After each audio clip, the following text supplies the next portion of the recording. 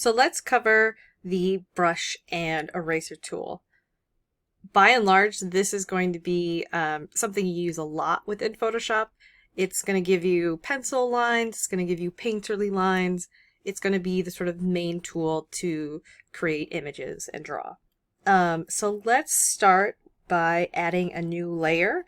This is just for you guys. You can work on whatever layers you like. I tend to sort of piece layers apart really meticulously so I can always toggle them on or off. So I'm just in the habit of always making a new layer.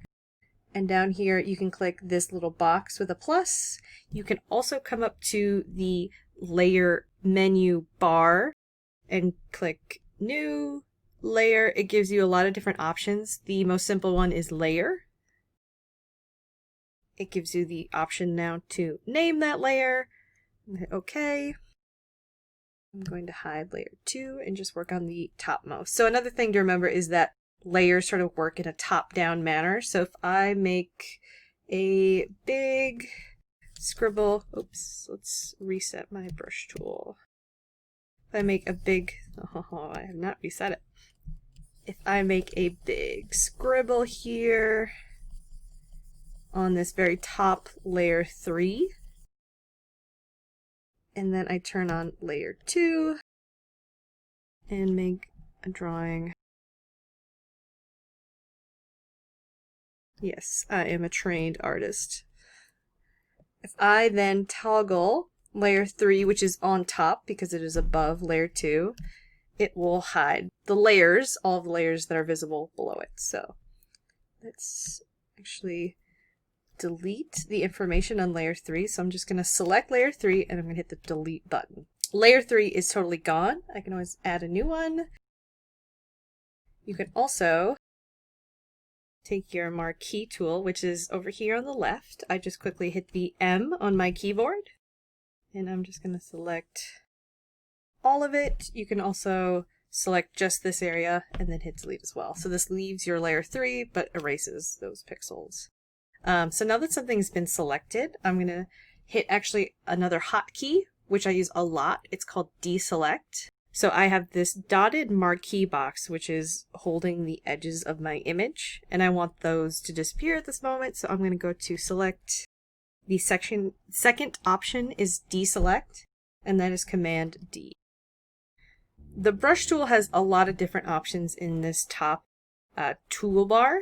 You can see over here is this little brush icon and a little downward arrow. So if you click this downward arrow, this is your tool presets. I don't really use tool presets that much. More often I'm dealing with different brushes, so different styles of brushes. So down in here, once you click this downward arrow, down in here you have a huge menu potentially of different brushes you've installed. If you haven't installed any brushes, I believe you just have general brushes, these dry media brushes, and the wet media brushes. So these are the standard default installed brush styles. There are lots and lots of what are called Kyle T. Webster brushes. These are very popular naturalistic brushes for all sorts of different media, textures that are available through a paid CC subscription. And I've actually gone and installed a bunch of them that I like, but for the sake of using tools that you all have access to, we'll stick with the defaults. So up here on the left, you see a little circle. This is pointing to size and hardness. I am someone who doesn't really mess around with hardness too much, but I do mess around with size. So this is changing the size of your brush point from small to very large. Now there's a few different options here. You can see that the one that I'm currently on is called a hard round, and the edges here are very rounded. And then if you go look at some of the others, they have these pointy edges or these soft diffuse edges. So there is different opacities, different pressure sensitivities for each of these. And what pressure sensitivity means is that this brush will not taper. So any mark that I make currently, am I making a traffic cone, will have this round edge, and there will be no variation in line thickness based on the pressure of my pen. So if I go to hard round pressure, over here you can see with the tapered edges, I'm going to get a different effect. So if I press harder on my pen on the screen, I'm going to thicker line and then a very thin line. So this is something that mimics what traditional media can do. So if you're inking with a brush and some black ink, it'll do something like this, where if you add more pressure, more ink is distributed. So one thing you can do with any brush, most of these brushes you'll see are already pressure sensitive. Next to your brush size is the brush settings panel. So if you click this, you will get brush settings. So this is where you can go in, and if the brush that you're currently using is not tapered or has shape dynamics right here, you can select that. So if I click the little box next to shape dynamics, that will disable it, and you'll see these round edges reappear.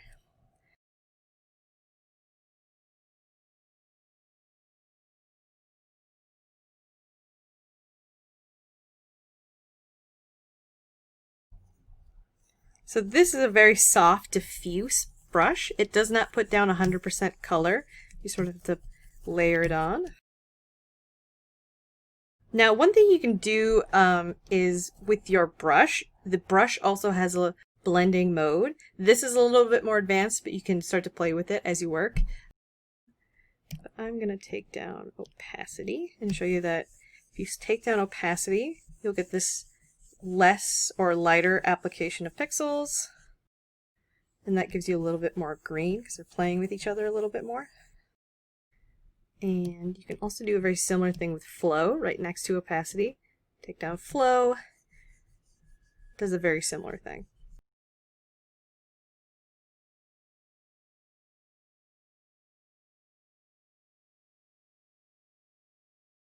Now to erase, I'm going to go to the toolbar. You can also just click the E button on your keyboard, and that will bring you to the erase tool. And you'll see that the eraser toolbar up here is very, very similar to brush. And when you click this, you get the exact same menu that you did with the brush, so you can actually erase with the different shapes of brush that you use to add pixels. So if I pick the hard round, now my eraser acts the same way. So it is sort of the exact inverse of your brush tool. You can add and subtract pixels in many different ways.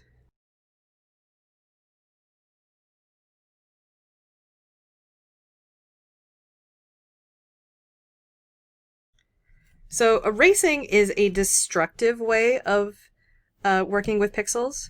So normally what I do is I try to work constructively as much as possible. So that means instead of erasing out clouds, I would make a new layer. Turn my foreground color to white, hit B on my keyboard to draw with the brush, and then draw in white my clouds. So that's additive, that's not destructive. So I can toggle these on and off and not lose any pixels that I've drawn. So yeah, that is a very basic overview of brush and eraser. This is still a very long video, but those are the basics. Yeah, there's a lot to play around with, so experiment as much as you can and just get to know the tools.